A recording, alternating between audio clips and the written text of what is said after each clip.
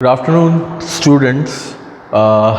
कल हमारी 5th unit का लास्ट टॉपिक चल रहा था एंड किसी टेक्निकल कारण की वजह से हमारा वीडियो जो है वो लास्ट का जो 1-2 मिनट का हमारा कंटेंट था वो वीडियो नहीं बना पाया था उसका। उसी चीज़ को मैं आज कंटिन्यू कर रहा हूँ। एक लास्ट क्वेश्चन रह गया हमारा 5th यूनिट का एंड देन फिर उसके बाद हम लोग सैम्पल पेपर पर डिस्कशन करेंगे, ठीक है।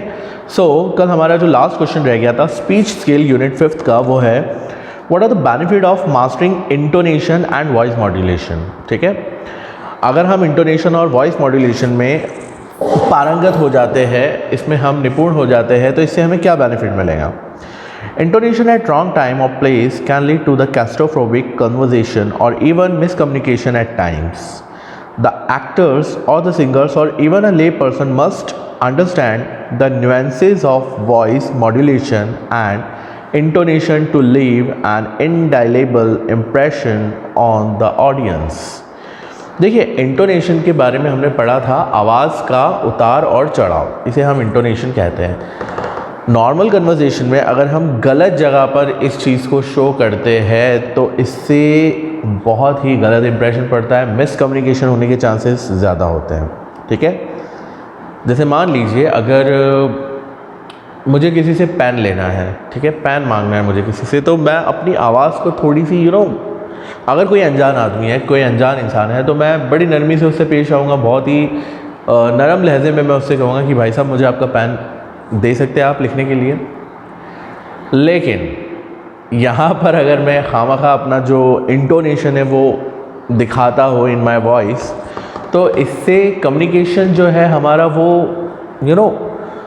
वो अच्छा नहीं होगा। वो उल्टा हो सकता है कि सामने वाला अगर मुझे देना भी चाहे तो वो ना दे because of my intonation.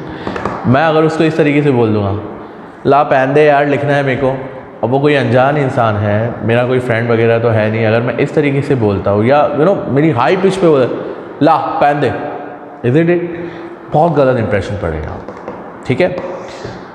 The actors और द सिंगर्स और इवन अ ले person must understand the nuances. अब देखिए, जो एक्टर्स होते हैं, जो सिंगर्स होते हैं, जो ले पर्सनस होते हैं, उनके लिए इंटोनेशन का बहुत ही महत्व होता है बिकॉज उन्हें पता होना चाहिए कि कहाँ पर हमारी वॉइस बढ़ाना है, कहाँ पर कम करना है। जैसे आपने देखा होगा फिल्मों के अंदर, मान लीजिए कोई रोमांटिक सीन चल रहा है हीरो हीरोइन के बीच में, तो वहाँ पर हीरो और हीरोइन जो है वो नर्म लहजे में बात करेंगे, ठीक है। लेकिन वही हीरो जब विलन के साथ फाइट हो रही है या विलन के साथ डायलॉग बाजी हो रही है, तो वहाँ पे उसकी पिच क्या होंगी, काफ़ी हाई होंगी, ठीक है। जैसे फॉर एग्ज़ाम्पल, जस्ट एग्जाम्पल है, आप इसे अन्यथा ना ले।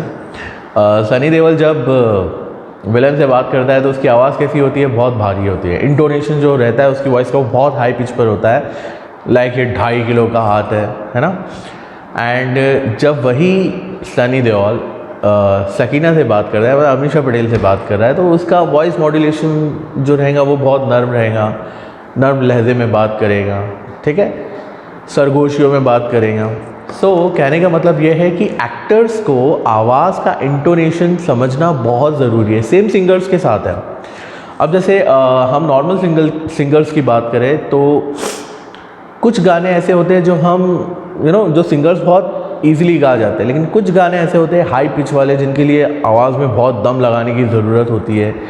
कई लोग होते हैं, कई सिंगर्स होते हैं जो गले की जगह पेट से गाते हैं। पेट से गाते हैं मतलब उनकी आवाज़ जो है वो पेट से निकलती है। Got it. पेट से निकलने का मतलब ये कि वो बहुत दम लगा के जो है तो गाना गाने की कोशिश करते हैं या गाना गाते हैं या आवाज़ निकालते हैं, ठीक है। तो एक सिंगर में और एक एक्टर में ये खूबी होना बहुत ज़रूरी है। आगे बोलता है, ये छोटे छोटे से न्यूएंसेस का मतलब होता है छोटी छोटी सी बारीकियाँ। ये छोटी छोटी सी बारीकियाँ किसी भी परफॉर्मेंस को बहुत खूबसूरत बना देती है, चाहे वो एक्टिंग हो चाहे वो सिंगिंग हो। Perfect use of intonation and voice modulation can keep the audience spell bound. क्या होता है, सिंगर और एक्टर्स जो होते हैं ना, वो अपनी डायलॉग डिलीवरी से लोगों को बांध देते हैं। मतलब अगर आप इस चीज़ में माहिर हैं तो देखने वालों को, सुनने वाले को मज़ा आ जाता है सीन देखकर या गाना सुनकर। Show how confident you are and bring clarity in communication and expressions. When was the last time you practiced sounds and expression of the same dialogues in a different tones? Pauses. Try having fun exploring the new world of intonation and voice modulation. ठीक है। तो जैसे कि मैं आपको एक example देता हूँ, जैसे कि मैं आपको एक एग्जांपल देता हूँ, लाइक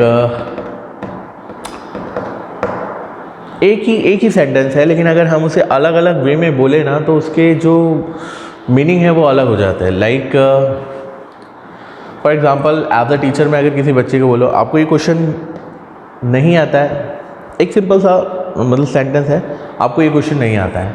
अब इसे अगर मैं अलग अलग इंटोनेशन के साथ बोलूँ या अलग अलग वॉइस मॉड्यूलेशन के साथ बोलूँ तो इसका इफ़ेक्ट जो है वो अलग हो जाता है। हेलो, वालेकुम अस्सलाम। जी जी भाई, एक 2 मिनट से मैं आपको कॉल करूँ, मैं थोड़ा सा लेक्चर में था। जी जी जी ठीक है, मैं 2 मिनट से आपको लगाऊँ, मैं थोड़ा सा लेक्चर में था। क्या बोले? मैं एक्चुअल में पढ़ा रहा था अभी बच्चों को, मैं आपको थोड़ी देर से कॉल करूँ? जी जी जी ठीक है, जज़ाकल्लाह भाई। जैसे कि कहाँ पर थे हम, सॉरी कॉल आ गया एंड वो बार बार आ रहा था इसलिए मुझे रिसीव करना पड़ा। फॉर एग्ज़ाम्पल, अब देखिए एज अ टीचर मैं अगर अपने स्टूडेंट से कहता हूँ तुम्हें ये क्वेश्चन नहीं आता, तो मैंने बहुत नॉर्मल वे में बोला, मैं एक तरीके से उससे पूछ रहा हूँ कि तुम्हें ये क्वेश्चन नहीं आता, मतलब यहाँ पर मैं एकदम न्यूट्रल हूँ। अगर आता है तो भी अच्छी बात है, नहीं आता है तो भी कोई बुरी बात नहीं है, नहीं आता है तो मैं दोबारा समझा दूंगा। लेकिन अगर मैं इस तरीके से बोला तुम्हें ये क्वेश्चन नहीं आता, गॉट इट, पिच हाई हो रही है, वॉइस मॉड्यूलेशन हो रहा है, इंटोनेशन हो रहा है यहाँ पर, तो इसका जो इफ़ेक्ट पड़ेगा सुनने वाले पे, मतलब स्टूडेंट पे, वो क्या पड़ेगा? उसे लगेगा कि मैं गुस्से में बोल रहा हूँ कि इतना इजी क्वेश्चन है ये भी तुम्हें नहीं आता, ठीक है। एंड अगर यही चीज़ मैं इस तरीके से बोलूँ तुम्हें ये क्वेश्चन नहीं आता, मतलब यहाँ पर सेम वही सेंटेंस है, लेकिन मैं यहाँ पे एक्सप्रेशन चेंज कर रहा हूँ, वॉइस मॉड्यूलेशन जो है मेरा थोड़ा सा लो हो गया है, एंड यहाँ पे अगर मैं ये चीज़ बोल रहा हूँ तो इसका क्या मतलब हुआ कि मुझे हैरत हो रही है कि इतना आसान क्वेश्चन है ये और ये भी आपको नहीं आता है, गॉट इट। सो कहने का मतलब ये है कि आप इंटोनेशन एंड वॉइस मॉड्यूलेशन को कंट्रोल करके एक ही चीज़ के अलग अलग असर पैदा कर सकते हो, एक ही बात का अलग अलग जो है तो लोगों पर असर हो सकता है, just because of the pitch you have used in your communication. Okay, so यहाँ पे हमारी ये 5th यूनिट भी होती है कंप्लीट, ठीक है। अब उसके बाद जैसे कि मैंने आपसे कहा था कि हम सैम्पल पेपर डिस्कस करेंगे, मैं आपसे सैम्पल पेपर जो है वो डिस्कस कर लेता हूँ। आपका जो पेपर आएगा वो 50 मार्क्स का आएगा, एंड 50 मार्क्स के आपके टोटल 50 जो है तो मल्टीपल चॉइस क्वेश्चन पूछे जाएंगे, ठीक है। जैसे कि यहाँ पर दिया है, सबसे पहले तो तकरीबन 20 आपसे चूज़ द करेक्ट आंसर पूछे गए हैं। यही पूरी जो अपन ने पढ़ा है हमारी 5th यूनिट तक के, इन सभी को मिला के जो है तो इसने चूज़ द करेक्ट आंसर पूछे हैं 20 मार्क्स के। वो कुछ इस तरीके से आएंगे, जैसे वेयर वॉज द डैफोडिल्स, और इसके 4 ऑप्शन दे दिए हैं, तो आपको सही वाला आंसर चूज़ करना है। जैसे behind the forest, beneath the trees in orchard, by the side of lake, besides river, इसका आंसर क्या हुआ? By the sides of lake, ठीक है। फिर सेकंड क्वेश्चन है, I wondered lonely as a cloud is a line taken from the poem, ठीक है। मतलब ये लाइन कौन सी पोएम से ली गई है? ऑप्शन दिया है आपको, A echo, B daffodil, C soldier, D if, and इसका राइट आंसर क्या है? द डैफोडिल्स, ठीक है। फिर who is the author of the poem the bangle seller, bangle seller का ऑथर कौन है? आपको ऑप्शन दिया है, A Maya Angelou, B Sarojini Naidu, C R K Narayan, and D Nora Burke, and the right answer is Sarojini Naidu, ठीक है। फिर क्वेश्चन दे रहा है यहाँ पे, who said this word, the people of a nation have the power to realise their dreams of a truly good life. Option है, A Sonia Gandhi, B Narayana Murthy, C APJ Abdul Kalam, and D Rajendra Prasad, and इसका सही आंसर है APJ Abdul कलाम, ठीक है। I hope समझ में आ रहा है। इसी तरीके से आपको जो भी 5th यूनिट में हमने पढ़ा है उससे रिलेटेड क्वेश्चंस देगा। Who made the transport does Exinov use to travel, what mode of transport does Exinov use to travel? A train, B car, C horse, D truck, and the right answer is horse, ठीक है। And फिर last में दे रहा है आपको where does Exino stay on his way to the fair. Option है A an inn, B a palace, C a motel, D his father's house, and the right answer is A an inn। ठीक है, सो आपने देखा ये जो 20 choose the correct answer आपसे पूछे गए हैं ये स्टार्टिंग की फर्स्ट यूनिट में से पूछे गए हैं।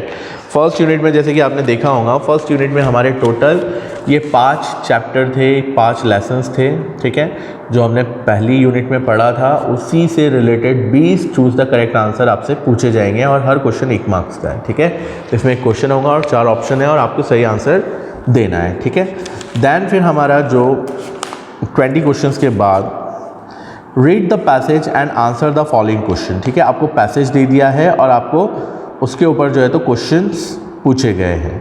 ठीक है, तो यहाँ पे आपको पैसेज दे दिए गए हैं एंड पैसेज से रिलेटेड आपसे क्वेश्चन पूछे गए हैं 21, 22, 23, 24, 25, ऑलमोस्ट 40 तक के जो क्वेश्चन है वो आपसे इसी बारे में पूछे गए हैं।